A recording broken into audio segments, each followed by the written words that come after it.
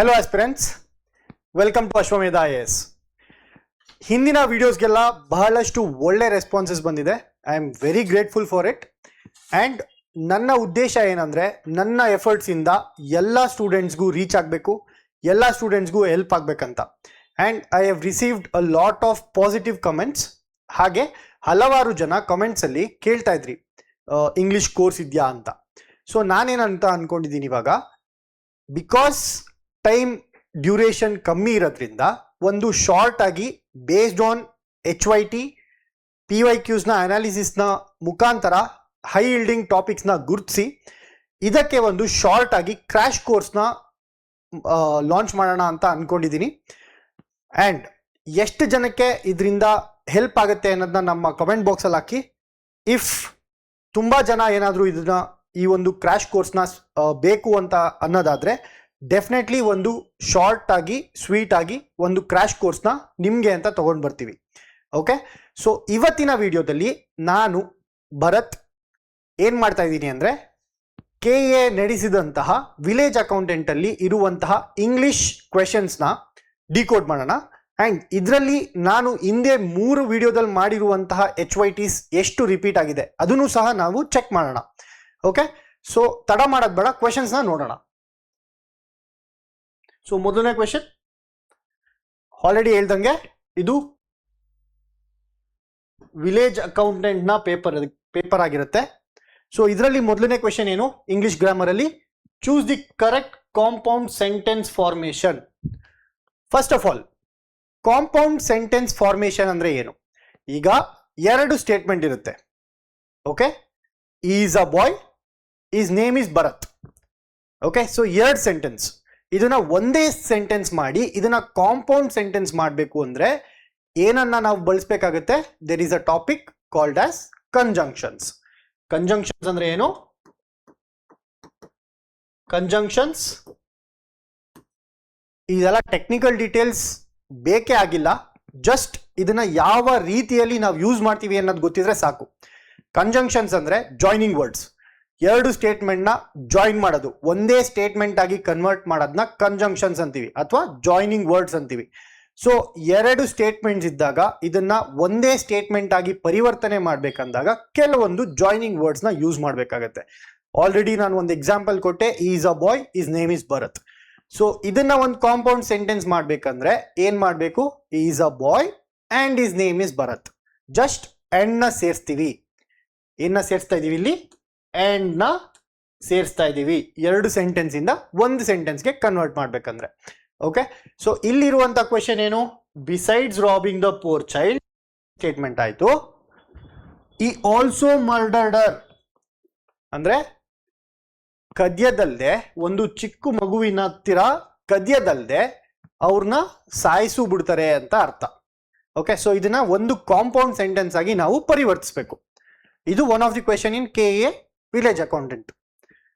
So ಯಾವ ರೀತಿಯಲ್ಲಿ ಮಾಡೋದು? ಆಪ್ಷನ್ಸ್ ನೋಡೋಣ. ಈ ರಾಬ್ ದ ಚೈಲ್ಡ್, ಈ ಮರ್ಡರ್ಡರ್, ಕಾಮ ಇದೆ. ಇಲ್ಲಿ ಯಾವುದೇ ರೀತಿಯಾದ ಜಾಯ್ನಿಂಗ್ ವರ್ಡ್ಸ್ ನಿಮಗೆ ಕಾಣಿಸ್ತಾ ಇಲ್ಲ. ಸೊ ಇದು ಆಪ್ಷನ್ ರಾಂಗ್ ಇರುತ್ತೆ. ಸೆಕೆಂಡ್ ಆಪ್ಷನ್ ಆಮೇಲೆ ಬರೋಣ. ಬಿಸೈಡ್ಸ್ ಈ ಮರ್ಡರ್ ದ ಪೂರ್ ಚೈಲ್ಡ್, ಈ ಆಲ್ಸೋ ರಾಬ್ಡರ್.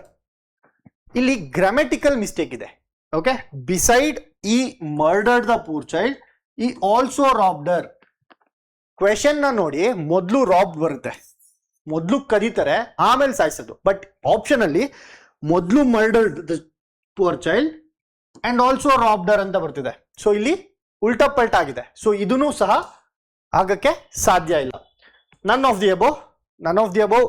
ಇನ್ನೊಂದು ಆಪ್ಷನ್ ಇದೆ, ಇನ್ನೊಂದು ಆಪ್ಷನ್ ಅನಲೈಸ್ ಮಾಡೋಣ. ಈ not only rob the poor child but also murdered her. ಇಲ್ಲಿ ಯಾವುದೇ ರೀತಿಯಾದಂತಹ ನೀವು ನೋಡ್ಬೋದು ಜಾಯ್ನಿಂಗ್ ವರ್ಡ್ಸ್ ಬಳಕೆ ಆಗಿದ್ಯಾ ಆಗಿಲ್ವಾ? ಡೆಫಿನೆಟ್ಲಿ ಆಗಿದೆ. ಯಾವುದು? Not only and but also. ಈ 2 ಒಂದು ಟೈಪ್ ಆಫ್ ಕಂಜಂಕ್ಷನ್ಸ್. ಏನು? ಈ not only rob the poor child but also murdered her, ಬರೀ ಕದಿಲಿಲ್ಲ, ಸಾಯಿಸು ಬಿಟ್ಟ ಅಂತ. ಓಕೆ, ಸೊ ಇದು ರೈಟ್ ಆನ್ಸರ್ ಆಗಿರುತ್ತೆ. ಯಾಕೆ? ಇಲ್ಲಿ ಸರಿಯಾದ ಕಂಜಂಕ್ಷನ್ಸ್ ನ ಯೂಸ್ ಮಾಡಿದ್ದಾರೆ. ಯಾವ 2 ಕಂಜಂಕ್ಷನ್ಸ್? ನಾಟ್ ಓನ್ಲಿ, ಇದು ಮಾತ್ರ ಅಲ್ಲ, ಇದೂ ಆಯ್ತು ಅಂತ. Not only but also. ಇದು ಮಾತ್ರ ಮಾಡಲಿಲ್ಲ, ಅದು ಮಾಡಿದ್ರು ಅಂತ ಅರ್ಥ. So right answer will B option 2. ಈ ನಾಟ್ ಓನ್ಲಿ ರಾಬ್ ಸೊ ಮರ್ಡರ್ಡರ್ ನಿಮ್ಮ ಕಾಂಪೌಂಡ್. Okay, simple. ಕಂಜಂಕ್ಷನ್ ಮೇಲೆ ಒಂದು ಕಣ್ಣಿಟ್ಟಿರಿ, ಈಸಿಯಾಗಿ ಮಾರ್ಕ್ಸ್ ನ ಸ್ಕೋರ್ ಮಾಡ್ಬೋದು ಕಂಜಂಕ್ಷನ್ಸ್ ನ ಯೂಸ್ ಮಾಡಿದ್ರೆ. But also, as soon as, no sooner than. ನನ್ನ ಮೊದಲನೇ ವಿಡಿಯೋದಲ್ಲಿ ನೋ ಸೂನರ್ ದ್ಯಾನ್ ಅಂತ ಒಂದು ಟಾಪಿಕ್ ನ ಇಂಟ್ರೊಡ್ಯೂಸ್ ಮಾಡಿದ್ದೆ. ನೋ ಸೂನರ್ ದ್ಯಾನ್ ಅಂತ, ಅಲ್ಲಿ ಬರೀ ದೆನ್ ಅಂತ ಇತ್ತು, ದ್ಯಾನ್ ಅಂತ ಆಯ್ತು. ಸೊ ಅಲ್ಲಿ ಸ್ಪೆಲ್ಲಿಂಗ್ ಮಿಸ್ಟೇಕ್ ಇತ್ತು. That is also a conjunction. Teacher ಒಳಗಡೆ ಬಂದ್ರು, ಸ್ಟೂಡೆಂಟ್ಸ್ ಎಲ್ಲ ಎದ್ದು ನಿಂತರು. No sooner teacher entered the class than all the students stood up. Okay, so it is also a type of compound sentence. So ನಿಮಗೆ ಮೊದಲನೇ HYT ಈ class ಅಲ್ಲಿ ಯಾವುದು? ಕಂಜಂಕ್ಷನ್ಸ್. ಸಿಂಪಲ್ ಆಗಿರುತ್ತೆ, ಈ ತರ ಜಾಯ್ನಿಂಗ್ ವರ್ಡ್ಸ್ ಅಷ್ಟೇ.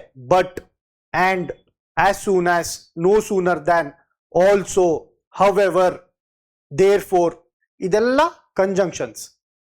ಓಕೆ, ಸೊ ಮೊದಲನೇ HYT ಇವತ್ತಿನ ಕ್ಲಾಸ್ ಅಲ್ಲಿ ಕಂಜಂಕ್ಷನ್ಸ್. ನೆಕ್ಸ್ಟ್ ಕ್ವೆಶನ್ ಹೋಗೋಣ. ನೆಕ್ಸ್ಟ್ ಕ್ವೆಶನ್ ಏನು? Match the following with correct. Again as I told, preposition, one of the favourite topic for group C examination. Preposition, preposition, preposition. Definitely 2ರಿಂದ 3 question preposition ಅಲ್ಲಿ ಬಂದೇ ಬರುತ್ತೆ, ಬರ್ದಿಟ್ಕೋಬಿಡಿ, definite ಆಗಿ ಬರುತ್ತೆ. Okay, so ಇಲ್ಲಿ KA ನಡೆಸಿದಂತಹ ವಿಲೇಜ್ ಅಕೌಂಟೆಂಟ್ ಅಲ್ಲೂ ಸಹ ನೋಡಿ ಪ್ರಿಪೋಸಿಷನ್ ಇದೆ. ಇನ್ನ ಸುಮಾರು ಪ್ರಿಪೋಸಿಷನ್ ಕ್ವೆಶನ್ಸ್ ಇದೆ, ಇದೊಂದೇ ಕ್ವೆಶನ್ ಪೇಪರ್ ಅಲ್ಲಿ. ಓಕೆ, ಈ ಕ್ವೆಶನ್ ನ ನೋಡೋಣ. ಮೊದಲನೇದಾಗಿ ಫಾಂಡ್, ಡಿಪೆಂಡ್, ಆಂಗ್ರಿ, ಕಂಪ್ಲೇನ್, ಇದೊಂದು ಗ್ರೂಪ್ ಇರುತ್ತೆ.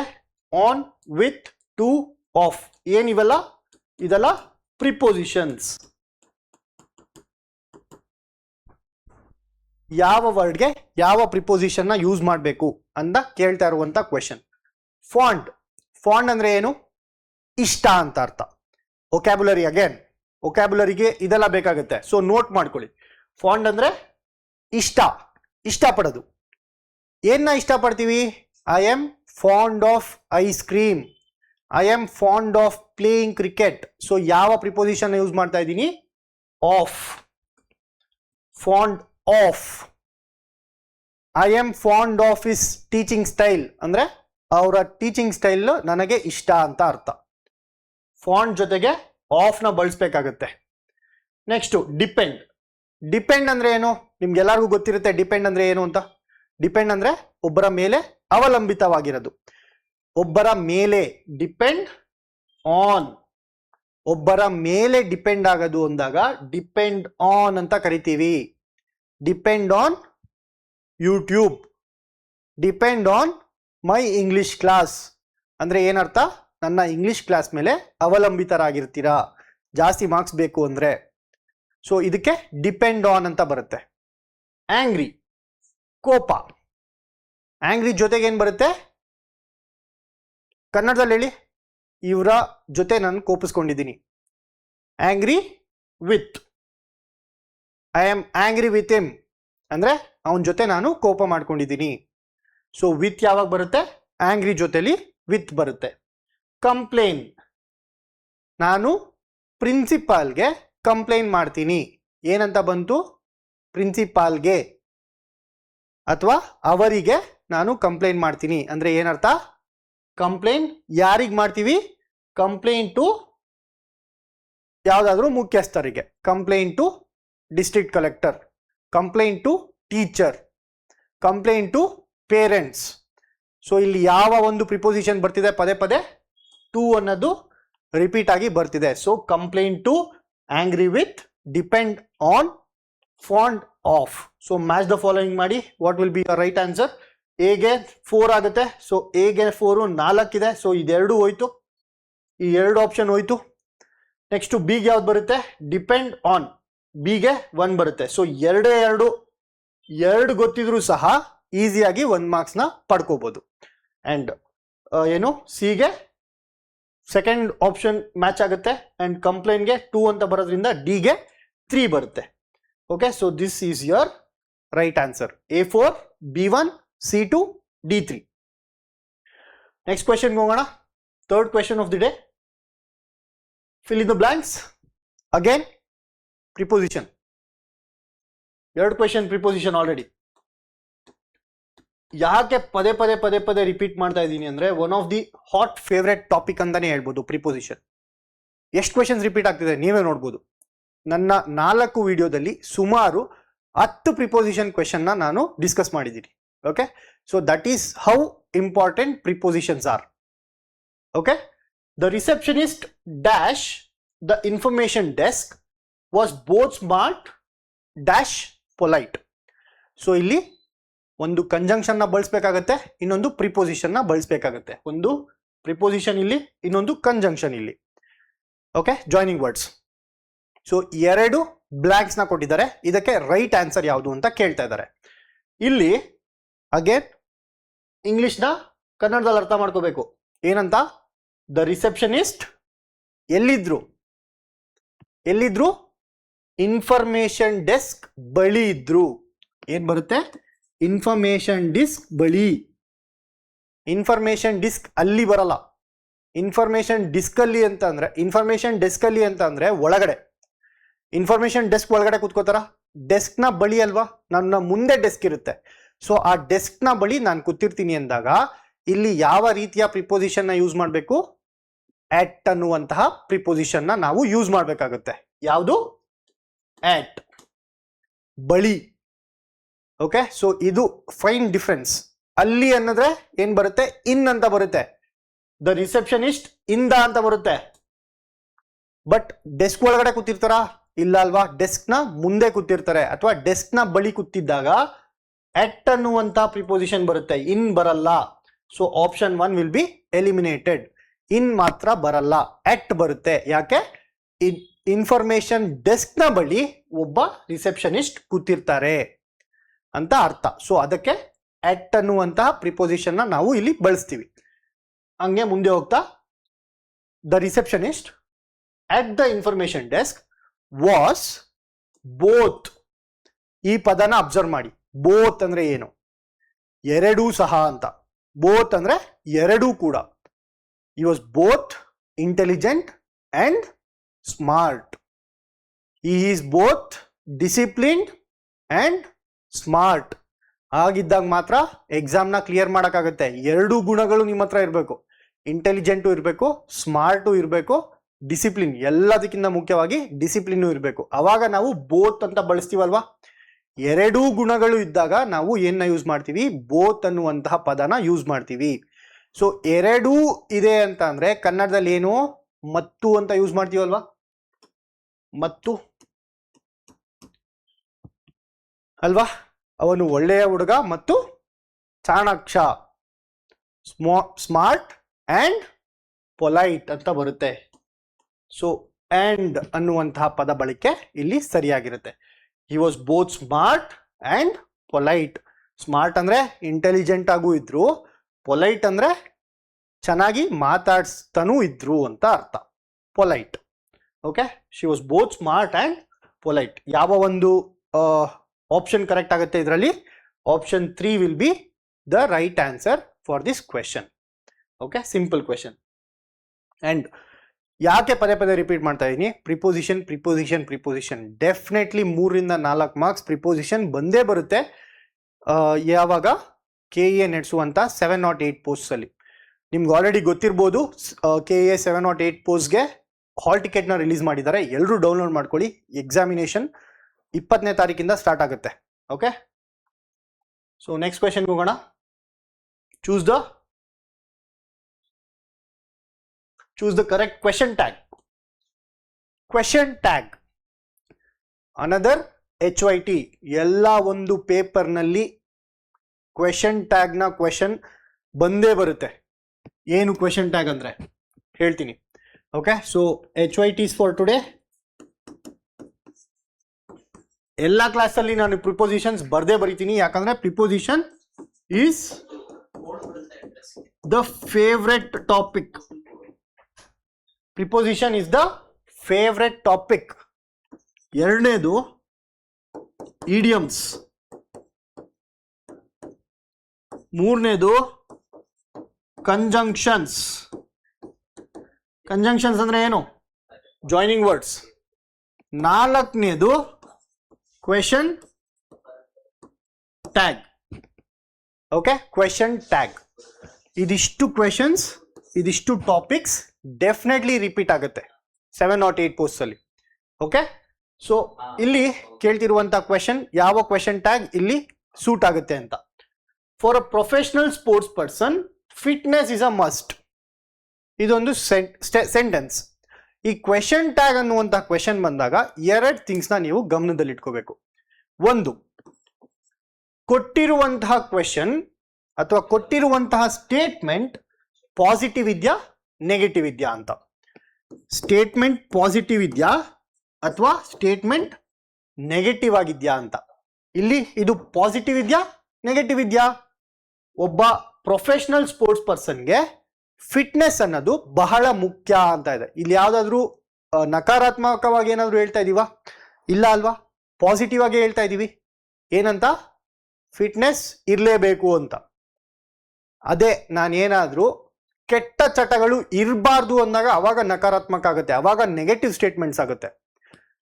ಒಬ್ಬ ಪ್ರೊಫೆಷನಲ್ ಸ್ಪೋರ್ಟ್ಸ್ ಪರ್ಸನ್ಗೆ ಕೆಟ್ಟ ಚಟಗಳು ಇರಬಾರ್ದು, ಅದು ನೆಗೆಟಿವ್ ಸ್ಟೇಟ್ಮೆಂಟ್. ಒಬ್ಬ ಸ್ಪೋರ್ಟ್ಸ್ ಪರ್ಸನ್ಗೆ ಫಿಟ್ನೆಸ್ ತುಂಬಾ ಮುಖ್ಯ ಅನ್ನೋದು ಪಾಸಿಟಿವ್ ಸ್ಟೇಟ್ಮೆಂಟ್. ಸೊ ಇದರಲ್ಲಿ ಮೊದಲನೇ ಸ್ಟೆಪ್ ಏನು? ಸ್ಟೇಟ್ಮೆಂಟು ಪಾಸಿಟಿವ್ ಇದೆಯಾ ನೆಗೆಟಿವ್ ಇದೆಯಾ ಅಂತ ಕಂಡುಹಿಡಿಯೋದು. Okay, so ಕಂಡುಹಿಡಿದ್ವಿ. ಇವಾಗ ಈ ಸ್ಟೇಟ್ಮೆಂಟ್ ಪಾಸಿಟಿವ್ ಇದೆ, ಮೊದಲನೇ ಸ್ಟೆಪ್ ಆಯ್ತು, ಪಾಸಿಟಿವ್ ಸ್ಟೇಟ್ಮೆಂಟ್ ಇದೆ. ಎರಡನೇ ಸ್ಟೇಟ್ಮೆಂಟ್ ಏನ್ ಮಾಡ್ಬೇಕು ಅಂದ್ರೆ, ಎರಡನೇ ಸ್ಟೆಪ್ ಏನು? ಅಕಸ್ಮಾತ್ ಏನಾದ್ರೂ ಸ್ಟೇಟ್ಮೆಂಟ್ ಪಾಸಿಟಿವ್ ಇತ್ತು ಅಂದ್ರೆ ಕ್ವೆಶನ್ ಟ್ಯಾಗ್ ಏನಾಗುತ್ತೆ?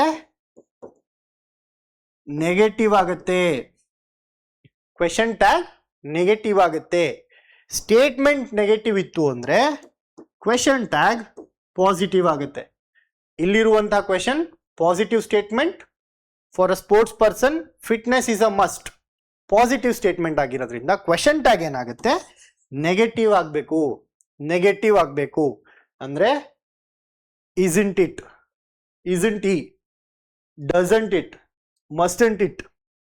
ಓಕೆ, ಸೊ ನಾಟ್ ಅನ್ನೋದು ಇರುತ್ತಲ್ಲ, ಇದು ಬರಬೇಕು. ಬಟ್ ಎಲ್ಲ ಆಪ್ಷನ್ ಅಲ್ಲೂ ನಾಟ್ ಇದೆ. ಈ ಒಂದು ಸ್ಟೆಪ್ ಇಂದ ಏನು ಉಪಯೋಗ ಆಗಲಿಲ್ಲ. ಎರಡನೇ ಅಂಶ ಏನು ನೀವು ಗಮನದಲ್ಲಿ ಇಟ್ಕೋಬೇಕು ಅಂದ್ರೆ, ಇಲ್ಲಿ ಯಾವ ಒಂದು ವರ್ಡ್ಸ್ ನ ಯೂಸ್ ಮಾಡ್ತಾ ಇದ್ದಾರೆ ಅಂತ. Okay, fitness is, fitness is ಅಂತ ಬರ್ತಿದೆ ಅಲ್ವಾ. ಫಿಟ್ನೆಸ್ ಅನ್ನೋದು ಒಬ್ಬ ಮನುಷ್ಯನ ನಾವು ಕರಿತಾ ಇಲ್ಲ. ಫಿಟ್ನೆಸ್ ಅನ್ನೋದೇನು? ಫಿಟ್ನೆಸ್ ಅನ್ನೋದು ಒಂದು ಹವ್ಯಾಸ. ಅದಕ್ಕೆ ಇಟ್ ಅನ್ನುವಂತಹ ಪದ ಬಳಕೆ ಆಗುತ್ತೆ. Isn't it. ಓಕೆ, ಫಿಟ್ನೆಸ್ ಅಂದ್ರೆ ಇಟ್ ಅನ್ನುವಂತಹ ಪದ ಬಳಕೆ ಆಗುತ್ತೆ. ಅಂಡ್ ಇಲ್ಲಿ ಈಸ್ ಇರೋದ್ರಿಂದ ನೆಗೆಟಿವ್ ಆಗಿ ಹೆಂಗ್ ಕನ್ವರ್ಟ್ ಮಾಡೋದು? ಇಸ್ಂಟ್ ಅಂತ ಬರುತ್ತೆ. Isn't. Okay, so the right answer for this will be isn't it. Isn't ಈ ಯಾಕಾಗಲ್ಲ? ಬಿಕಾಸ್ ನಾವು ಯಾವುದೇ ಮನುಷ್ಯನ ಇಲ್ಲಿ ಮುಖ್ಯ ಅಂತ ಹೇಳ್ತಿಲ್ಲ. ಓಕೆ, ಒಂದು ಎಕ್ಸಾಂಪಲ್ ಯಾವಾಗ ಇಸ್ಂಟ್ ಈ ಅಂತ ಬರುತ್ತೆ ಅಂದ್ರೆ, for a professional sports person a coach is a must. ಏನು? ಒಬ್ಬ ತರಬೇತುದಾರ ಇರಬೇಕು ಅಂದಾಗ ಇಸ್ಂಟ್ ಈ ಬರುತ್ತೆ. ತರಬೇತುದಾರ ಒಬ್ಬ ಮನುಷ್ಯನ ಸ್ಪೆಸಿಫೈ ಮಾಡ್ತಾ ಇದೀವಿ, ಇಲ್ಲಿ ಮನುಷ್ಯನ ಸ್ಪೆಸಿಫೈ ಮಾಡ್ತಿಲ್ಲ, ಫಿಟ್ನೆಸ್ ನ ಸ್ಪೆಸಿಫೈ ಮಾಡ್ತಾ ಇರೋದ್ರಿಂದ ಇಟ್ ಅನ್ನುವಂತಹ ಪದ ಬಳಕೆ ಆಗುತ್ತೆ. ಜೊತೆಗೆ ಈಸ್ ಇರೋದ್ರಿಂದ ಇದರ ನೆಗೆಟಿವ್ ಟರ್ಮ್ ಏನು? ಇಸ್ಂಟ್. ಈಸ್ ಅಂದ್ರೆ isn't. Fitness is, isn't it. Okay, so the right answer will B isn't it. ಎರಡನೇ ಆಪ್ಷನ್ ಇಸ್ಂಟ್ ಇಟ್ ಸರಿಯಾದ ಉತ್ತರ ಆಗುತ್ತೆ. ಸೊ ನೆಕ್ಸ್ಟ್ ಕ್ವೆಶನ್ ಹೋಗೋಣ. ಐದನೇ question, fill in the blanks. The dash announce the dash sports competition. ಇಲ್ಲಿ again ಒಂದು technical topic ಇದೆ. ಏನು? ಹೋಮೋನಿಮ್ಸ್ ಅಂತ. Homophones, sorry.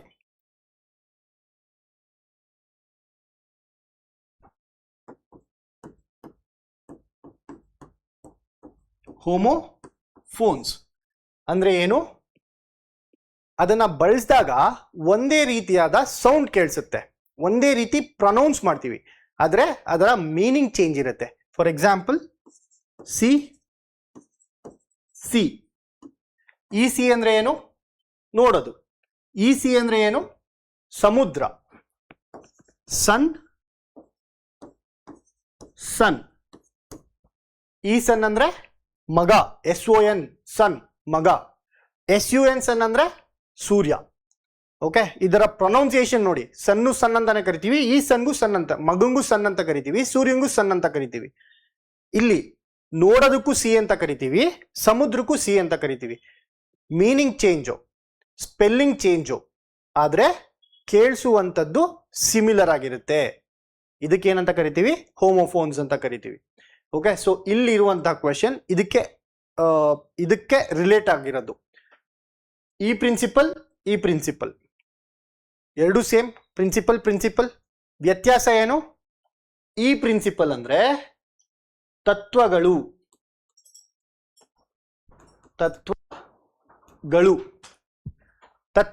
Principles. You should have principle in your life ಅಂತಾರಲ್ವಾ, ಕೆಲವೊಂದು ತತ್ವಗಳು ನಿಮ್ಮ ಲೈಫ್ ನಲ್ಲಿ ಇರಬೇಕು ಅಂತ ಅಂತೀವಿ.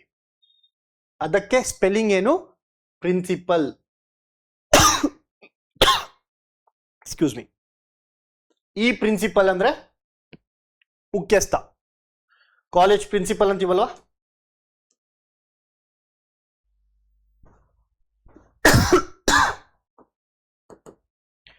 ಮುಖ್ಯಸ್ಥನಿಗೆ ಪ್ರಿನ್ಸಿಪಾಲ್ ಅಂತೀವಿ. PAL ಮುಖ್ಯಸ್ಥ, ಶಾಲೆಯ ಪ್ರಿನ್ಸಿಪಾಲ್ ಅಂದ್ರೆ ಏನು? ಈ PLE ಅಂತ ಬಂದಾಗ ತತ್ವಗಳು ಆಗುತ್ತೆ. ಇಲ್ಲಿ ಕೊಟ್ಟಿರುವಂತದ್ದು ಸ್ಪೋರ್ಟ್ಸ್ ಕಾಂಪಿಟೇಷನ್ ಇದೆ. Excuse me. ಸ್ಪೋರ್ಟ್ಸ್ ಕಾಂಪಿಟೇಷನ್ ಅಲ್ಲಿ ಯಾರು ಅನೌನ್ಸ್ ಮಾಡ್ತಾರೆ? ಪ್ರಿನ್ಸಿಪಾಲ್ ಅಲ್ವಾ. ಪ್ರಾಂಶುಪಾಲರು ಅನೌನ್ಸ್ ಮಾಡ್ತಾರೆ ಸ್ಪೋರ್ಟ್ಸ್ ಕಾಂಪಿಟೇಷನ್ ಅಲ್ಲಿ ಯಾರ್ಯಾರು ಗೆದ್ರು ಅನ್ನೋದನ್ನ. ಇದರ ಮೀನಿಂಗ್ ಅದೇ ಅಲ್ವಾ? The principal announce the sports competition. ಈ ಸ್ಪೋರ್ಟ್ಸ್ ಕಾಂಪಿಟೇಷನ್ ಅಲ್ಲಿ ಗೆದ್ದಿರುವಂತಹ ಪ್ರಶಸ್ತಿಗಳನ್ನ ಯಾರು ಅನೌನ್ಸ್ ಮಾಡಿದ್ರು? ಪ್ರಿನ್ಸಿಪಾಲರು ಅಂದ್ರೆ ಪ್ರಾಂಶುಪಾಲರು ಏನು ಅನೌನ್ಸ್ ಮಾಡ್ತಾರೆ.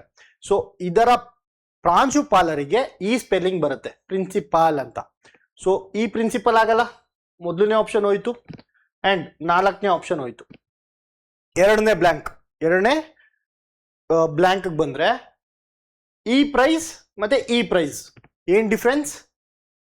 ಒಂದು ಪ್ರೈಸ್ ಅಂದ್ರೆ ಬೆಲೆ ಅಂತ ಅರ್ಥ. CE ಅಂತ ಬಂತು ಅಂದ್ರೆ ಪ್ರೈಸ್, PRICE ಅಂತ ಬಂತು ಅಂದ್ರೆ ಬೆಲೆ. Price of tomato, price of ಆನಿಯನ್ನ ಬೆಲೆ, ಟೊಮೊಟೊದ ಬೆಲೆ, ಅದಕ್ಕೆ ಈ ಪ್ರೈಸ್ ನ ಯೂಸ್ ಮಾಡ್ತೀವಿ. ಅಂಡ್ ಪ್ರೈಸ್ ಬಹುಮಾನ, Z ಅಂತ ಬಂದು ಅಂದಾಗ ಅದು ಬಹುಮಾನ ಆಗತ್ತೆ. ಓಕೆ,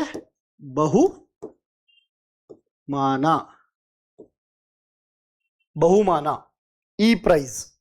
ಸೊ ಇಲ್ಲಿ ಕರೆಕ್ಟ್ ಆನ್ಸರ್ ಯಾವುದು? ಒಂದು ಪ್ರಾಂಶುಪಾಲರು ಅನೌನ್ಸ್ ಮಾಡ್ತಾರೆ, ತತ್ವಗಳಲ್ಲ, ಪ್ರಿನ್ಸಿಪಾಲ್ ಅನೌನ್ಸ್ ಮಾಡ್ತಾರೆ. ಅಂಡ್ ಏನ್ನ ಅನೌನ್ಸ್ ಮಾಡ್ತಾರೆ? ಬೆಲೆಗಳನ್ನ ಅನೌನ್ಸ್ ಮಾಡ್ತಾರ ಸ್ಪೋರ್ಟ್ಸ್ ಕಾಂಪಿಟೇಷನ್ ಅಲ್ಲ, ಬಹುಮಾನಗಳನ್ನ ಅನೌನ್ಸ್ ಮಾಡ್ತಾರಲ್ವಾ. ಸೊ ಅದಕ್ಕೆ ರೈಟ್ ಆನ್ಸರ್ ವಿಲ್ ಬಿ ಇದು, principal prizes. Right option 3. Okay, simple. Next question ಹೋಗೋಣ. 6ನೇ ಕ್ವೆಶನ್ ಇವತ್ತಿಂದು. 6ನೇ ಕ್ವೆಶನ್ ಏನಂತ ಹೇಳ್ತಿದೆ? Fill in the blanks. It was warm so I dash my jacket. ತುಂಬಾ ಬಿಸಿ ಇತ್ತು, ಹಾಗಾಗಿ ನಾನು ಜಾಕೆಟ್ನ ತೆಗೆದಾಕ್ದೆ ಅಂತ. ಸೊ ನನ್ಗೆ ಇಲ್ಲಿ ಏನ್ ಬೇಕು? ತೆಗ್ದಾಕದ್ ಬೇಕು. ತೆಗೆದು ಹಾಕುವುದು. ಸೊ ತೆಗೆದು ಹಾಕುವುದು ಬೇಕಲ್ವಾ? ತೆಗೆದಾಕುವುದು ಬೇಕು. ಇದಕ್ಕೆ ಸರಿಯಾದ ಇಂಗ್ಲಿಷ್ನ ಪದನ ನಾವು ಹುಡುಕ್ಬೇಕು 4 ಆಪ್ಷನ್ ಅಲ್ಲಿ. 4 ಆಪ್ಷನ್ ಯಾವ್ದು? Took out. ಟುಕ್ ಔಟ್ ಅಂದ್ರೆ ಏನು? ಒಂದು ಮೀನಿಂಗ್ ಟುಕ್ ಔಟ್ದು, I took out cash from my pocket ಅಂದ್ರೆ ಈಚೆ ತೆಗ್ದೆ ಕ್ಯಾಶ್ನ, ನನ್ನ ಪಾಕೆಟ್ ನಿಂದ ಈಚೆಗೆ ಕ್ಯಾಶ್ನ ತೆಗ್ದೆ. ಅಥವಾ ಒಂದು ಬಾಕ್ಸಿಂಗ್ ಕಾಂಪಿಟೇಷನ್ ಅಲ್ಲಿ I took out my enemy, I took out my competitor ಅಂದ್ರೆ ಏನು, ಸೋಲ್ಸೋದಾಗುತ್ತೆ. ಸೊ ಇದಕ್ಕೆ ಎರಡು ಮೀನಿಂಗ್ ಇದೆ, ಒಂದು ಆಚೆ ತೆಗೆಯೋದು, ಇನ್ನೊಂದು ಸೋಲ್ಸುವಂಥದ್ದು, ನಮ್ಮ ಕಾಂಪಿಟೇಟರ್ನ ಸೋಲ್ಸುವಂಥದ್ದು. ಬಟ್ ಇಲ್ಲಿ ತೆಗ್ದಾಕುವುದು ಅಂತ ಬರಲ್ಲ ಅಲ್ವಾ, ಸೊ ಹಾಗಾಗಿ ಟುಕ್ ಔಟ್ ಬರಲ್ಲ. ಯಾಕೆ ಇದನ್ನ ಎಕ್ಸ್ಪ್ಲೈನ್ ಮಾಡಿದೆ, you should make a note, ಅಂದ್ರೆ ಬರ್ಕೊಳ್ಳಿ ನೋಟ್ಸ್ ಅಲ್ಲಿ, ನೀವು ನಿಮ್ಮ ನೋಟ್ಸ್ ಅಲ್ಲಿ ಇದನ್ನ ಬರ್ಕೊಳ್ಳಿ. ಟುಕ್ ಔಟ್ಗೆ ಎರಡು ಮೀನಿಂಗ್ ಇರುತ್ತೆ. ಒಂದ್ ಮೀನಿಂಗ್ ಏನು, ಈಚೆ ತೆಗೆಯೋದು, ಟುಕ್ ಔಟ್, ಈಚೆ ಕ್ಯಾಶ್ನ ಈಚೆ ತೆಗ್ದೆ, ಒಳಗಡೆಯಿಂದ ಈಚೆಗೆ ತೆಗೆಯೋದನ್ನ ಟುಕ್ ಔಟ್ ಅಂತ ಕರಿತೀವಿ.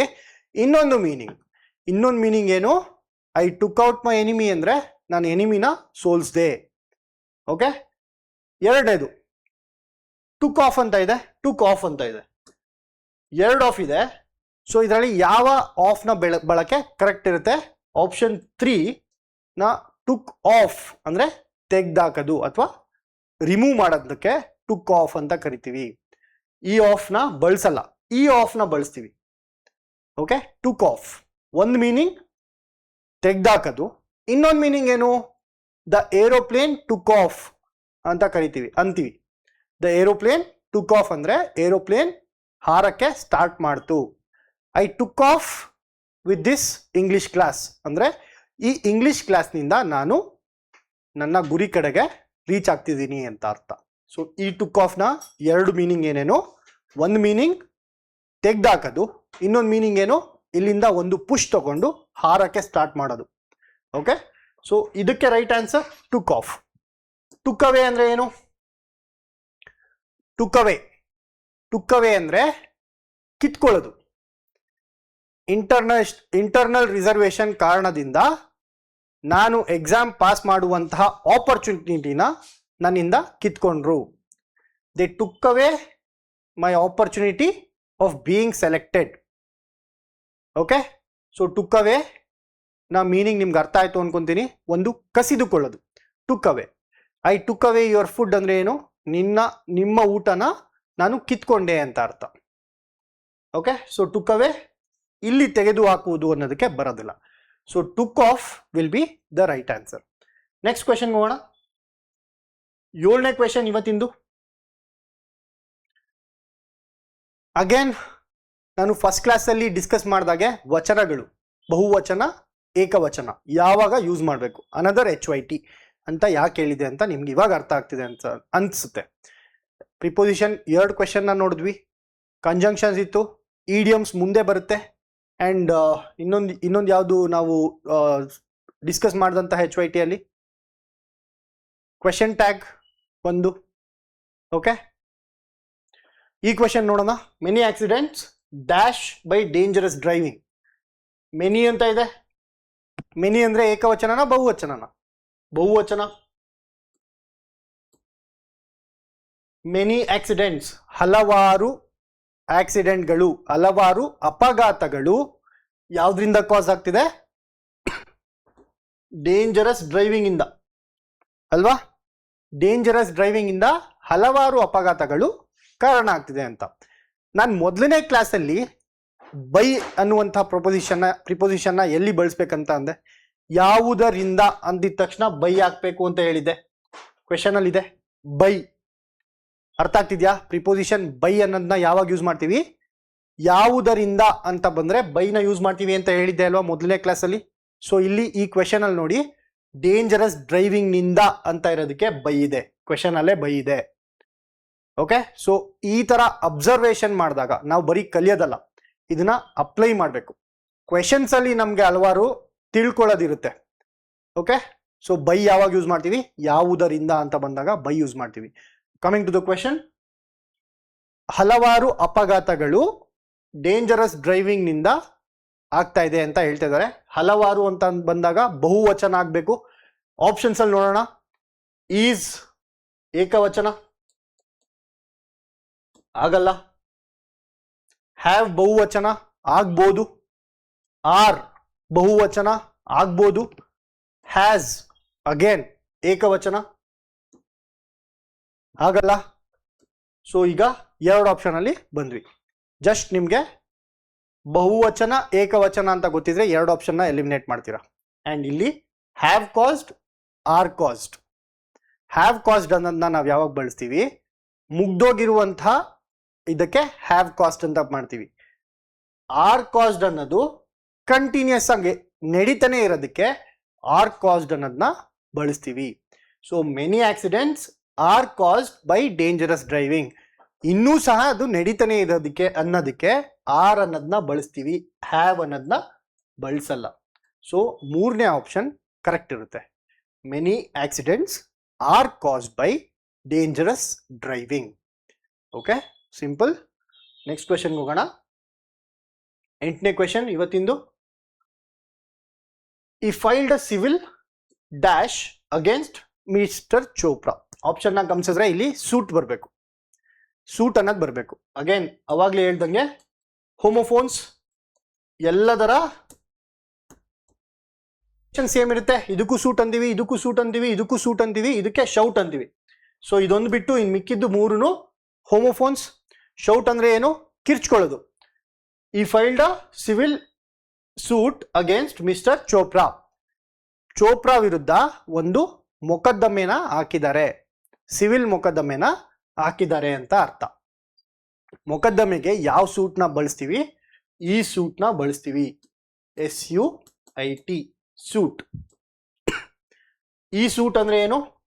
ಪ್ರೆಸಿಡೆನ್ಷಿಯಲ್ ಸೂಟ್ ಅಂತಾರಲ್ವಾ, ಕಪಲ್ ಸೂಟ್ ಅಂತಾರೆ. ನೀವು ಯಾವ್ದಾದ್ರು ಒಂದು ಹೋಟೆಲ್ ಅಥವಾ ಲಾಡ್ಜ್ಗೆ ಹೋದ್ರೆ ಅಲ್ಲಿ ಸೂಟ್ನ ಬಳಸ್ತಾರೆ. ಪ್ರೆಸಿಡೆನ್ಷಿಯಲ್ ಸೂಟ್ ಅಂದ್ರೆ ಏನು? ಒಂದು ಕೋಣೆ, ರಾಜನ ಹಾಗೆ ಇರುವಂತಹ ಕೋಣೆನ ನಾವು ಸೂಟ್ ಅಂತ ಕರಿತೀವಿ. ಸೊ ಇಲ್ಲಿ ಮೊಕದ್ದಮೆ ಅಂತ ಅಂದ್ರೆ ಈ ಸೂಟ್ ಬರುತ್ತೆ. ಈ ಸೂಟ್ ಅಂದ್ರೆ ಏನು?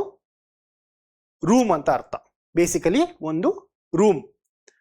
ಈ ಸೂಟ್ ಅಂದ್ರೆ ಏನು? ಈ ಸೂಟ್ ಅಂದ್ರೆ ಮಸಿ. ಓಕೆ, ಮಸಿನ SOOT ಅಂತ ಕರಿತೀವಿ. ಈ ಗಾಡಿಗಳೇನಾದ್ರೂ ಓಡಿಸ್ತಿದ್ರೆ ಅಥವಾ ನಿಮ್ಮ ಮನೆಯಲ್ಲಿ ಒಲೆ ಇದ್ರೆ ಅದರಲ್ಲಿ ಕಪ್ಪಾಗಿರುತ್ತಲ್ವಾ, ಅದಕ್ಕೆ ಸೂಟ್ ಅಂತ ಕರಿತೀವಿ. ಬಟ್ ಇಲ್ಲಿ ಆಗುವಂಥದ್ದು ಈ ಮಸಿ ಅಲ್ಲ, ಈ ಮೊಕದ್ದಮೆ, ಸಿವಿಲ್ ಮೊಕದ್ದಮೆನ ಚೋಪ್ರಾ ವಿರುದ್ಧ ಫೈಲ್ ಮಾಡಿದ್ದಾರೆ ಅಂತ ಅರ್ಥ ಬರುತ್ತೆ. ನೆಕ್ಸ್ಟ್ ಕ್ವೆಶನ್ಗೆ ಹೋಗೋಣ. 9th question. Choose the expression that best expresses the given idiom. Idiom again, as I told, idiom is also HYT. So ಇವಾಗ ಟೈಮ್ ಕಡಿಮೆ ಇರೋದ್ರಿಂದ ಒಂದು ಲಿಸ್ಟ್ ಆಫ್ ಇಡಿಯಮ್ಸ್ನ ಓದ್ಕೊಳ್ಳಿ. ಅಂದ್ರೆ ಇಡಿಯಮ್ಸ್ನ ಅರ್ಥಗಳು ಏನು ಅನ್ನೋದನ್ನ ಓದ್ಕೊಳ್ಳಿ. ಯಾಕಂದ್ರೆ ವೆರಿ ವೆರಿ ಇಂಪಾರ್ಟೆಂಟ್ ಟಾಪಿಕ್. ಇಡಿಯಂನ ಮೀನಿಂಗ್ ಕೇಳ್ತಾರೆ.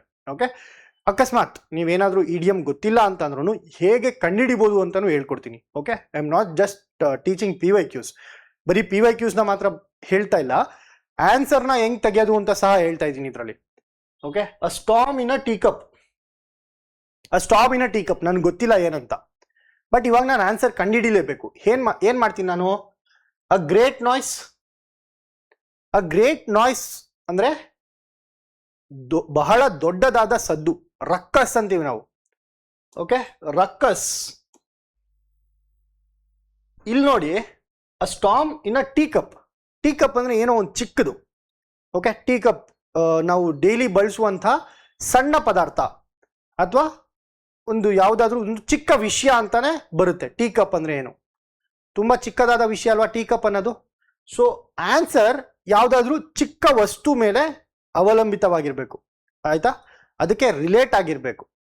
ಓಕೆ, ಅದನ್ನ ಸೂಚಿಸ್ತಾ ಇರಬೇಕು, ಯಾವುದಾದ್ರೂ ಚಿಕ್ಕ ವಸ್ತುನ ಸೂಚಿಸ್ತಾ ಇರಬೇಕು. ಅ ಗ್ರೇಟ್ ನಾಯ್ಸ್ ಅನ್ನೋದು ಚಿಕ್ಕ ವಸ್ತುನ ಸೂಚಿಸಲ್ಲ, ಅದ್ರ ಬದಲು ಯಾರೋ ಮಾಡ್ತಿರುವಂತಹ ದೊಡ್ಡ ಗಲಾಟೆನ ಇಲ್ಲಿ ಹೇಳ್ತಾ ಇದ್ದಾರೆ ಗ್ರೇಟ್ ನಾಯ್ಸ್ ಅಲ್ಲಿ. But a storm in a tea ಕಪ್ಗೆ ಈ ಆಪ್ಷನ್ ಸರಿ ಹೊಂದಲ್ಲ. ಎರಡನೇದು ನೋಡಿ, a danger signal. A danger ಸಿಗ್ನಲ್ಗೆ ಏನಂತೀವಿ? ವಾರ್ನಿಂಗ್ ಅಂತೀವಿ. But a storm in a tea cup warning ಆಗುತ್ತಾ? ಡೆಫಿನೆಟ್ಲಿ ಆಗಲ್ಲ. ಯಾಕಂದ್ರೆ ಟೀ ಕಪ್ ತುಂಬಾ ಚಿಕ್ಕದಾದಂತಹ ವಸ್ತು ಅಂಡ್ ಸ್ಟಾರ್ಮ್ ತುಂಬಾ ದೊಡ್ಡದಾದಂತಹ ವಸ್ತು. ಸ್ಟಾರ್ಮ್ ಅಂದ್ರೆ ಏನು? ಸ್ಟಾರ್ಮ್, ಈಗ ಸೈಕ್ಲೋನ್ ಬಂದಾಗ ಸ್ಟಾರ್ಮ್ಸ್ ಬರುತ್ತೆ ಅಂತ ಹೇಳ್ತಾರಲ್ವಾ. ಸೊ ಸ್ಟಾರ್ಮ್ಸ್ ಅಂದ್ರೆ ತುಂಬಾ ದೊಡ್ಡದಾದ ಒಂದು ಪ್ರಮಾಣದಲ್ಲಿ ನಡೆಯುವಂತಹ ಒಂದು ಘಟನೆ. ಅಂಡ್ ಟೀ ಕಪ್ ಅಂದ್ರೆ ತುಂಬಾ ಚಿಕ್ಕದಾದ ವಸ್ತು. ತುಂಬಾ ಚಿಕ್ಕದಾದ ವಸ್ತುವಲ್ಲಿ ತುಂಬಾ ದೊಡ್ಡದಾದ ವಸ್ತು ನಡೆದಾಗ ಆ ಸ್ಟಾರ್ಮ್ ಇನ್ ಟೀ ಕಪ್ ಅಂತ ಕರಿತೀವಿ. ಮೂರನೇ ಆಪ್ಷನ್ ನೋಡಿ, much excitement over something trivial. Again vocabulary. Trivial ಅಂದ್ರೆ ಏನು? ಟ್ರಿವಿಯಲ್ ಅಂದ್ರೆ ಬಹಳ ಸಾಧಾರಣವಾದ ಅಥವಾ ತುಂಬಾ ಸಾಮಾನ್ಯವಾದ ಅಂತ ಅರ್ಥ. ಅವಾಗ್ಲೇ ಏನ್ ಹೇಳಿದೆ? ಟೀ ಕಪ್ ತುಂಬಾ ಸಾಮಾನ್ಯವಾದ, something trivial. Okay, so answer ಏನ್ ಸಿಕ್ತು ನಿಮ್ಗೆ? ಸಿಕ್ತಾ ಆನ್ಸರ್? ಆಪ್ಷನ್ 3. ಯಾವ್ದಾದ್ರೂ ಚಿಕ್ಕ ವಸ್ತುನ ಅವಲಂಬಿತವಾಗಿರೋದು ಅಂತ ಸಮಥಿಂಗ್ ಟ್ರಿವಿಯಲ್. ಟೀ ಕಪ್ ಅನ್ನೋದು ಬಹಳ ಸಾಮಾನ್ಯವಾದಂತ ಸಾಧಾರಣವಾದಂತ ಒಂದು ವಿಚಾರ. ಸೊ ನನ್ನ ಕ್ವೆಶನ್ ಅಲ್ಲಿ ಟೀ ಕಪ್ ಇದೆ ಅಂದ್ರೆ ಆನ್ಸರ್ ಅಲ್ಲಿ ಯಾವ್ದಾದ್ರೂ ಒಂದು ಸಾಮಾನ್ಯವಾದ ಪದ ಇರಬೇಕು. ಸೊ ಟ್ರಿವಿಯಲ್ ಅಂದ್ರೆ, ಟ್ರಿವಿಯಲ್ಗೆ ಇನ್ನೊಂದು ಪದದ ಅರ್ಥ ಸಾಮಾನ್ಯವಾದಂತಹ ಅಂತ ಅರ್ಥ. ಓಕೆ, ಸರಳವಾದಂಥದ್ದು ಅಥವಾ ಸಾಮಾನ್ಯವಾದಂಥದ್ದು ಅಥವಾ ಸಾಧಾರಣವಾದಂಥದ್ದಕ್ಕೆ ನಾವು ಟ್ರಿವಿಯಲ್ ಅಂತ ಕರಿತೀವಿ. Option 4, an unexpected event. an unexpected event ಗೆ ನಾವು ಏನಂತ ಕರಿತೀವಿ? ಅನ್ಫೋರ್ಸೀನ್. ಅನ್ಫೋರ್ಸೀನ್ ಅಂದ್ರೆ ಪ್ರಿಡಿಕ್ಟೇ ಮಾಡಿರ್ಲಿಲ್ಲ ಇದಾಗುತ್ತೆ ಅಂತ, ಬಟ್ ಸ್ಟಿಲ್ ಆಗುತ್ತೆ, ಅದಕ್ಕೆ ಅನ್ಫೋರ್ಸೀನ್ ಅಂತ ಕರಿತೀವಿ. ಅನ್ ಬಿಟ್ಬಿಟ್ಟು ಬರೀ ಫೋರ್ಸೀನ್ ಅಂದ್ರೆ ಫೋರ್ಸೀನ್. ನಿಮ್ಮ ಭವಿಷ್ಯನ ಫೋರ್ಸೀನ್ ಮಾಡ್ತಾ ಇದೀನಿ ಅಂದ್ರೆ ಏನರ್ಥ? ಇವಾಗೆ ಎಕ್ಸ್ಪೆಕ್ಟ್ ಮಾಡ್ತಾ ಇದ್ದೀನಿ, ಈ ಕ್ಲಾಸಸ್ನ ಕೇಳ್ಕೊಂಡು ಇದ್ರ ಮೇಲೆ ಸ್ವಲ್ಪ ಎಫರ್ಟ್ಸ್ ಹಾಕಿ ವರ್ಕ್ ಮಾಡಿದ್ರೆ ನಿಮಗೆ 25ಕ್ಕಿಂತ ಜಾಸ್ತಿ ಮಾರ್ಕ್ಸ್ ಡೆಫಿನೆಟ್ ಆಗಿ ಬರುತ್ತೆ ಅನ್ನೋದನ್ನ ನಾನು ಪ್ರಿಡಿಕ್ಟ್ ಮಾಡ್ತಾ ಇದ್ದೀನಿ. ಅದು ಫೋರ್ಸೀನ್ ಆಗುತ್ತೆ. ಅನ್ಫೋರ್ಸೀನ್ ಅಂದ್ರೆ ಏನು? ಇಂಗ್ಲಿಷ್ ಬದಲು ಸೋಷಿಯಲ್ ಸೈನ್ಸ್ ಕೊಟ್ಬಿಡೋದು. ಈ ಕಮ್ಯುನಿಕೇಶನ್ ಪೇಪರಲ್ಲಿ ಎಕ್ಸ್ಪೆಕ್ಟೆಡ್ ಏನು? ಇಂಗ್ಲಿಷ್ ಬರುತ್ತೆ, ಪ್ರಿಪೋಸಿಷನ್ಸ್ ಬರುತ್ತೆ, ಇಡಿಯಮ್ಸ್ ಬರುತ್ತೆ. ಇದು ಫೋರ್ಸೀನ್, ಪ್ರಿಡಿಕ್ಟ್ ಮಾಡ್ತಾ ಇದ್ದೀವಿ. ಅನ್ಫೋರ್ಸೀನ್ ಅಂದ್ರೆ ಏನು? ಕಮ್ಯುನಿಕೇಶನ್ ಪೇಪರಲ್ಲಿ ಜಾಗ್ರಫಿ ಕೊಡೋದು. ಇದು ಯಾರು ಪ್ರಿಡಿಕ್ಟ್ ಮಾಡಿರಲ್ಲ ಅಲ್ವಾ, ಎಕ್ಸ್ಪೆಕ್ಟೇ ಮಾಡಿರಲ್ಲ, ಅನ್ಎಕ್ಸ್ಪೆಕ್ಟೆಡ್ ಆಗಿ ಆಗೋಗ್ಬಿಡುವಂಥದ್ದು. ಕಮ್ಯುನಿಕೇಶನ್ ಪೇಪರಲ್ಲಿ ಇಂಗ್ಲಿಷ್ ಗ್ರಾಮರ್ ಬದಲು ಜಾಗ್ರಫಿ ಕೊಟ್ಬಿಟ್ರೆ ಏನಂತಾರೆ ಅದಕ್ಕೆ? It was un unforeseen event ಅಥವಾ ಇನ್ಸಿಡೆಂಟ್ ಅಂತ ಕರಿತೀವಿ. Okay, simple. Option answer option ಯಾವುದು? Option 3 is the right answer. Okay, simple. Next question ಹೋಗೋಣ. 10ನೇದು ಅಗೇನ್ ಫಸ್ಟ್ ಕ್ಲಾಸಲ್ಲಿ ಡಿಸ್ಕಸ್ ಮಾಡ್ದಂಗೆ ಸ್ಪಾಟ್ ದ ಎರರ್ಸ್. ಅದು ಸಹ ಒನ್ ಆಫ್ ದಿ HYT.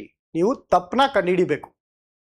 ತಪ್ಪನ ಕಂಡುಹಿಡಿದ್ರೆ ಈಸಿಯಾಗಿ 1 ಮಾರ್ಕ್ಸ್ನ ಸಿಗುತ್ತೆ. ಈ ಒಂದು ಕ್ವೆಶನ್ ಅಲ್ಲಿ one of the student attend the international seminar held in Dubai. Again first ಕ್ಲಾಸಲ್ಲಿ ಇದನ್ನ ಡಿಸ್ಕಸ್ ಮಾಡಿದ್ದೆ ನಾನು. ಇದೇ ತರ ಸಿಮಿಲರ್ ಕ್ವೆಶನ್ನ ಡಿಸ್ಕಸ್ ಮಾಡಿದ್ದೆ. ನೀವು ಯೋಚನೆ ಮಾಡಿ, ಫಸ್ಟ್ ಕ್ಲಾಸಲ್ಲಿ ಮಾಡಿದ್ದಂಥದ್ದು ನಾನು 2016 ಪೇಪರ್, ಇದು 2025 paper. It is repeating. One of the student attended the international seminar held in Dubai. ಒಂದು ಎಕ್ಸಾಂಪಲ್ ಸಹ ಕೊಟ್ಟಿದೆ. ನಾನು ಟಾಪರ್ ಅಂತ ಯಾರನ್ನ ಕಂಪೇರ್ ಮಾಡಬೇಕು? ಎಲ್ಲಾರನ್ನೂ ಕಂಪೇರ್ ಮಾಡಬೇಕು, ಅವಾಗೇ ನಾನು ಟಾಪರ್ ಅಂತ ಅನ್ಸ್ಕೊಳ್ಳೋದು. ನಾನು ಬರೀ ಒಬ್ರು ಜೊತೆ ಕಂಪೇರ್ ಮಾಡಿದ್ರೆ ನನ್ನ ಟಾಪರ್ ಅನ್ನಲ್ಲ ಅಲ್ವಾ? ಏನು ಅದಕ್ಕೆ ವ್ಯಾಲ್ಯೂ ಇರಲ್ಲ. ಎಲ್ಲ ಕ್ಯಾಂಡಿಡೇಟ್ಸ್ಗಿಂತ ನಾನು ಜಾಸ್ತಿ ಮಾರ್ಕ್ಸ್ ಪಡೆದಿದ್ದರಿಂದ ನನ್ನ ಟಾಪರ್ ಅಂತ ಕರೀತಾರೆ ಅಂತ ಒಂದು ಎಕ್ಸಾಂಪಲ್ ಕೊಟ್ಟಿದೆ ಮೊದಲನೇ ವಿಡಿಯೋದಲ್ಲಿ. ನಿಮ್ಗೆ ನೆನಪಿದ್ರೆ, ನೆನಪಿಲ್ಲ ಅಂದರೆ ಫಸ್ಟ್ ವಿಡಿಯೋ ನೋಡಿ. ಓಕೆ, ಸೊ ಒಂದು ಕ್ವೆಶನ್ ಅಲ್ಲಿ ಈ ಒಂದು ಎಕ್ಸಾಂಪಲ್ನ ನಾನು ಕೊಟ್ಟಿದ್ದೀನಿ. ಇಲ್ಲಿ ಅಗೇನ್ ಏನಾಗ್ತಿದೆ? ಏಕವಚನ ಮತ್ತೆ ಬಹುವಚನ. Importance of HYT. ಏಕವಚನ ಬಹುವಚನದಲ್ಲಿ ಇವತ್ತಿಗೆ 2 ಕ್ವೆಶನ್ ಬಂದಿದೆ. ಪ್ರಿಪೋಸಿಷನ್ ಅಲ್ಲಿ 3 ಕ್ವೆಶನ್ ಬಂದಿದೆ. ಸೊ ಟೋಟಲ್ 10 ಕ್ವೆಶನ್ ಅಲ್ಲಿ 5 ಕ್ವೆಶನ್ ಬರೀ ಪ್ರಿಪೋಸಿಷನ್ ಮತ್ತೆ ವಚನಗಳಲ್ಲಿ ಬಂದಿದೆ. ಸೊ ಈ 2 ಟಾಪಿಕ್ಸ್ ಬರ್ದಿಟ್ಕೊಳ್ಳಿ. 708 ಪೋಸ್ಟ್ ಅಲ್ಲೂ ಸಹ ಮಿನಿಮಮ್ 5 to 6 ಕ್ವೆಶನ್ ಪ್ರಿಪೋಸಿಷನ್ ಮತ್ತೆ ವಚನಗಳಲ್ಲಿ ಡೆಫಿನೆಟ್ಲಿ ಬರುತ್ತೆ. ಸೊ ಇಲ್ಲಿ ಒನ್ ಆಫ್ ದಿ ಸ್ಟೂಡೆಂಟ್ ಅನ್ನೋದಿದೆ. ಒನ್ ಆಫ್ ದಿ ಸ್ಟೂಡೆಂಟ್ ಅಂದ್ರೆ ಸ್ಟೂಡೆಂಟ್ ಅನ್ನೋದು ಏಕವಚನ ಆಗುತ್ತೆ. ಬಟ್ ನಾವು ಇಲ್ಲಿ ಕಂಪೇರ್ ಮಾಡ್ತಾ ಇದ್ದಾಗ ಎಷ್ಟೊಂದು ಜನ ಸ್ಟೂಡೆಂಟ್ಸ್ ಅಲ್ಲಿ ಒಬ್ಬ ಇಂಟರ್ನ್ಯಾಷನಲ್ ಸೆಮಿನಾರ್ನ ಅಟೆಂಡ್ ಮಾಡ್ದ ಅಂತ ಅರ್ಥ. ಎಷ್ಟೊಂದು ಜನ ಸ್ಟೂಡೆಂಟ್ಸ್ ಇದ್ರು, ಅದರಲ್ಲಿ ಒಬ್ಬ. ಓಕೆ, ಸೊ ಎಷ್ಟೊಂದು ಜನ ವಿಡಿಯೋಸ್ ನೋಡ್ತಾ ಇರ್ತಾರೆ, ಅದರಲ್ಲಿ ಯಾರ್ಯಾರಿಗೆ ನೆನಪಿದೆ ಇದನ್ನ ಅಂದ್ರೆ ಕಮೆಂಟ್ ಮಾಡಿ. Yes sir, I understood your class ಅಂತ. ಓಕೆ, ಸೊ ಫಸ್ಟ್ ಕ್ಲಾಸಲ್ಲಿ ಇದೇ ಎಕ್ಸಾಂಪಲ್ ಕೊಟ್ಟಿದ್ದೆ ನಾನು. Out of all the student, 1 student ಇಲ್ಲಿ ಅಗೇನ್ ಅರ್ಥ ಮಾಡ್ಕೊಳ್ಳಿ ಅಂಡ್ ಅಬ್ಸರ್ವ್ ಮಾಡಿ. Out of all the students, ಎಲ್ಲ ಸ್ಟೂಡೆಂಟ್ಸ್ ಅಲ್ಲಿ ಒಬ್ಬ ಸೆಮಿನಾರ್ನ ಅಟೆಂಡ್ ಮಾಡ್ದ. ಸ್ಟೂಡೆಂಟ್ಸ್ ಬರಬೇಕು. ಸೊ ಇಲ್ಲಿ ಏಕವಚನ ಬರಬಾರ್ದು, ಬಹುವಚನ ಬರಬೇಕು. ಸೊ ಯಾವ್ದ್ರಲ್ಲಿ ತಪ್ಪಿದೆ? ಫಸ್ಟ್ ಆಪ್ಷನ್ ಅಲ್ಲಿ ತಪ್ಪಿದೆ, ಪಾರ್ಟ್ ಎ ಅಲ್ಲಿ ತಪ್ಪಿದೆ. ಓಕೆ, ಸೊ ವಚನಗಳು ಎಷ್ಟು ಇಂಪಾರ್ಟೆಂಟ್ ಅನ್ನೋದು ನಿಮಗೆ ಗೊತ್ತಾಯ್ತು ಅಂತ ಅನ್ಕೊಂಡಿದ್ದೀನಿ. ಇದ್ರ ಜೊತೆಗೆ ಪ್ರಿಪೋಸಿಷನ್, ಅದ್ರ ಜೊತೆಗೆ idioms. Okay, 6 question out of 10 questions 6 var from ಯಾವ್ಯಾವ ಟಾಪಿಕ್ಸ್ ಅಲ್ಲಿ? ಮೊದಲನೇದು ಪ್ರಿಪೋಸಿಷನ್, ಇನ್ನೊಂದು ವಚನಗಳು, ಬಹುವಚನ, ಏಕವಚನ, ಮೂರನೇದು ಇಡಿಯಮ್ಸ್. ಸೊ ಬರೀ ಈ 3 ಟಾಪಿಕ್ಸ್ನ ನೋಡಿಕೊಂಡ್ರೆ ಮಿನಿಮಮ್ 6 ಕ್ವೆಶನ್ ನಿಮಗೆ ಡೆಫಿನೆಟ್ ಆಗಿ ಬರುತ್ತೆ. ಓಕೆ, ಸೊ ಇವತ್ತಿಗೆ ಇಷ್ಟು ಟಾಪಿಕ್ಸ್ನ ನಾನು ಡಿಸ್ಕಸ್ ಮಾಡಿದ್ದೀನಿ. ಆ್ಯಂಡ್ ಆ್ಯಸ್ ಐ ಮುಂಚೆನೇ ಹೇಳ್ದಾಗೆ ತುಂಬ ಖುಷಿ ಆಯಿತು ನಿಮ್ಮೆಲ್ಲರ ರೆಸ್ಪಾನ್ಸ್ನ ನೋಡಿ. ಆ್ಯಂಡ್ ಇದೇ ರೀತಿ ನನ್ನ ಎಫರ್ಟ್ಸ್ನ ನಾನು ಕಂಟಿನ್ಯೂ ಮಾಡ್ತೀನಿ. ಬಿಕಾಸ್ ನನ್ನ ಎಫರ್ಟ್ಸಿಂದ ನಿಮಗೆ ಅಂದರೆ ನಿಮ್ಮೆಲ್ಲರಿಗೂ ಹೆಲ್ಪ್ ಆಗುತ್ತೆ. ಅಂದರೆ ಡೆಫಿನೆಟ್ಲಿ ಆ ಎಫರ್ಟ್ಸ್ನ ನನ್ನ ಕಡೆಯಿಂದ ನಾನು ಹಾಕ್ತೀನಿ. ಆ್ಯಂಡ್ ಇದಕ್ಕೆ ನಿಮ್ಮ ಸಪೋರ್ಟ್ ಬೇಕು. ಆ್ಯಂಡ್ ಐ ವಾಸ್ ವೆರಿ ನಿಜವಾಗ್ಲೂ genuinely grateful to you all. ಹೀಗೆ ಸಪೋರ್ಟ್ ಮಾಡ್ತಾ ಇರಿ. ಆ್ಯಂಡ್ ನನ್ನ ಇನ್ನೊಂದು ಮುಖ್ಯ ಉದ್ದೇಶ ಏನು, ಹಲವಾರು ಸ್ಟೂಡೆಂಟ್ಸ್ಗೆ ಈ ನನ್ನ ಕ್ಲಾಸ್ ಹೆಲ್ಪ್ ಆಗಬೇಕಂತ. ಸೊ ಯಾರೆಲ್ಲ ಎಕ್ಸಾಮ್ಗೆ ಪ್ರಿಪೇರ್ ಆಗ್ತಾ ಇದ್ದಾರೆ, ನಿಮ್ಮ ಫ್ರೆಂಡ್ಸ್ ಆಗಿರ್ಬೋದು, ಯಾರೇ ಆಗಿರ್ಬೋದು, ಅವರಿಗೆಲ್ಲ ಶೇರ್ ಮಾಡಿ. ಯಾಕಂದರೆ ವಿದ್ಯೆ ಅನ್ನೋದು ಶೇರ್ ಮಾಡಿದಷ್ಟು, ಹಂಚ್ಕೊಂಡಷ್ಟು ಜಾಸ್ತಿ ಆಗುತ್ತೆ. ಓಕೆ, ಸೊ ಶೇರ್ ಮಾಡಿ ಆ್ಯಂಡ್ ಕಮೆಂಟ್ ಮಾಡಿ. ಯಾರಿಗೆಲ್ಲ ಈ ಒಂದು ಶಾರ್ಟ್ ಕ್ರ್ಯಾಶ್ ಕೋರ್ಸ್ ಥರ HYT ಬೇಸ್ಡಲ್ಲಿ ಬೇಕು ಅನ್ನೋದನ್ನ ನಮ್ಮ ಕಮೆಂಟ್ ಬಾಕ್ಸಲ್ಲಿ ಕಮೆಂಟ್ ಮಾಡಿ. Thank you so much.